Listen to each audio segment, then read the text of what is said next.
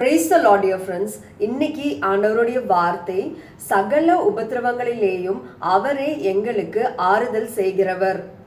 Dear friends, பவுலும் சீலாசும் அவங்க சிறையில இருந்த நாட்கள்ல அவங்க தேவனை பார்த்து துதித்து ஆராதித்து தேவனுக்குள்ள மகிழ்ச்சியா இருந்தாங்க.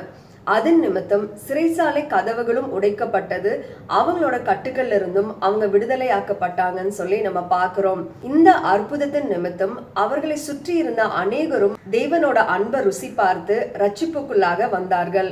இந்த நாளை நீங்க ஆரம்பிக்கிறப்ப கூட உங்களோட பிரச்சனைகள் நிமித்தம் நீங்க அதிகமா புலம்பி வேதனைப்பட்டுட்டு இருந்தீங்கன்னா இன்னைக்கு ஏசப்பா உங்களை பார்த்துதான் சொல்றாரு, நீங்க துதிக்க துதிக்க தேவனோட ஆறுதல் உங்க வாழ்க்கையில அதிகமாக இருக்கும்.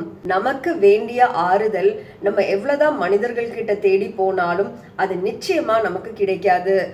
தேவ மனிதர்கள் அநேகரும் அவங்க துன்பத்தின் பாதையில தேவனை நோக்கி பார்த்தாங்க, தேவனை துதிச்சாங்க, தேவனை ஆராதிச்சாங்க, தேவன் மீது விசுவாசம் உள்ளவர்களா இருந்தாங்க, தேவனிடத்துல ஜெபம் பண்ணினாங்க. இந்த நாளையும் நீங்க எவ்வளவு துன்பத்தின் பாதையில கடந்து சென்றாலும் தேவனை நோக்கி பாருங்க, உங்களையும் உங்களுடைய சிறையிருப்பிலிருந்து தேவன் உங்களை விடுவிப்பாரு.